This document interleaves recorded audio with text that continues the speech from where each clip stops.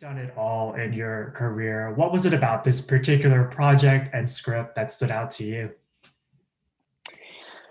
Honestly, for me, I'm a huge believer in marriage. I'm a huge believer in fighting for love, and to have a show, I think, and I'll preface this by saying I'm wholly unqualified to speak to this as a man, but to have a show that speaks through the lens of the female gaze and female desire, um, uh, of what women can juggle and how incredible they are in dealing with motherhood and being a wife and running a business and being a professional, and how they so often put themselves aside for everyone else's greater good, to tell the story of what desire and their desire and wants and needs, how that plays into the picture.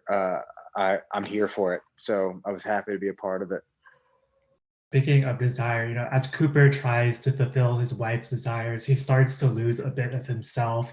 How did you prepare to approach his arc in season one? Yeah,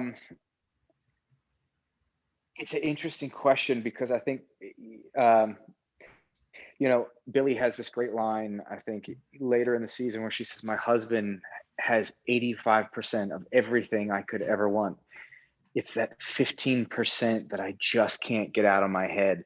So Cooper reads her journal and starts going down this rabbit hole of imitating all the things that he's read and that he's seen that he thinks she wants, instead of realizing, hey, buddy, you already have the majority of what she wants. It's this other part that you just need to work on. And he thinks, well, if I can just give her everything that she's written. But what he doesn't realize is those memories that she has are with someone else, not with him. And he had most of what he needed to begin with.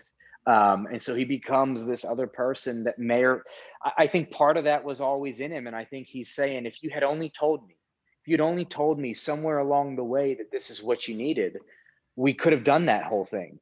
But he's left to play catch up. And that's the question is it too late? There's so much trust that needs to be built when you're working on a project like this. How did you and Sarah build that bond so quickly and then also during a pandemic? That little curveball. Yeah, I mean, we started filming this show for the first 3 weeks before the world shut down, and then the world shut down, and then we came back to it being one of the first shows back filming in Toronto, doing a show that everyone said would never be able to be done in this sort of environment.